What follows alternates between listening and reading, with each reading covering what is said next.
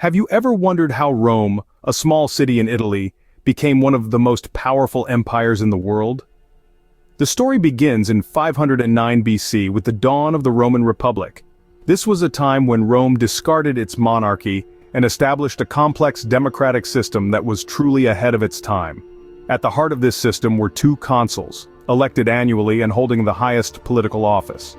These consuls were advised by the Senate, a council of elders, deeply respected for their wisdom. But the real power lay with the citizen assemblies, where the people had their say. During this period, Rome was constantly at war. It expanded its power and influence through a series of conquests, the most notable of which were the Punic Wars against Carthage. These wars would shape the destiny of the Republic and carve Rome's path to empire.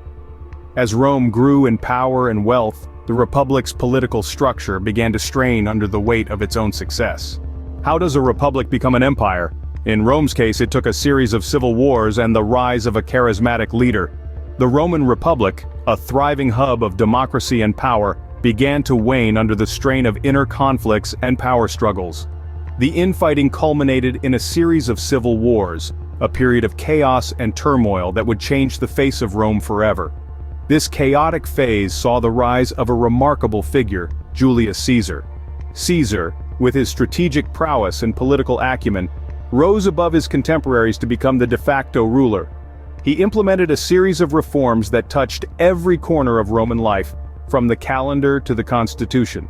These reforms, while controversial, set the stage for a stronger, more centralized Rome. However, Caesar's rise to power was not without its detractors. His autocratic rule and sweeping changes led to growing resentment among the Senate, culminating in his assassination in 44 BC. This event plunged Rome into a power vacuum, sparking a fierce struggle for control. Out of this struggle emerged a new leader, Octavian, Caesar's adopted son. Octavian, later known as Augustus, gradually consolidated his power, overcoming his rivals to become the first Roman emperor. His reign marked the end of the Roman Republic and the birth of the Roman Empire. With Augustus, the Roman Empire entered a period of relative peace and prosperity known as the Pax Romana. All good things come to an end, and the Roman Empire was no exception. But what led to its downfall? As we delve into the later stages of the Roman Empire, we find a realm grappling with an assortment of challenges. Political instability was rampant, with the empire's vast territories becoming increasingly difficult to govern. The throne was passed in quick succession amongst various leaders, many of whom met violent ends. This constant change in leadership only exacerbated the empire's problems, creating a sense of unpredictability and chaos. On the economic front, the empire was far from flourishing. The once vibrant trade routes were now fraught with danger, leading to a significant decline in commerce. The empire's coffers were depleting, and the once grand cities began to crumble under the weight of economic despair. This economic slump was not a sudden occurrence, but a slow, agonizing descent into decline. While the empire was dealing with these internal issues, external threats were also on the rise. Barbarian invasions became more frequent and more devastating. The Roman legions, once the pride of the empire, were stretched thin and struggling to keep these invaders at bay. In the year 395 AD, the Roman Empire was officially divided into East and West, a division that would have lasting implications. The Western Empire, with Rome as its capital, was exposed and vulnerable.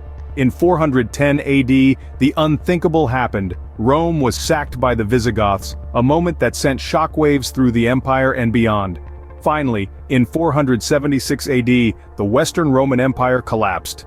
Odoacer, a Germanic king, deposed the last Roman emperor, Romulus Augustus, marking the end of the Western Roman Empire. It was a moment of profound significance, a symbolic end to a once mighty empire that had shaped the course of history. The fall of Rome marked the end of an era, but its legacy continues to shape our world today.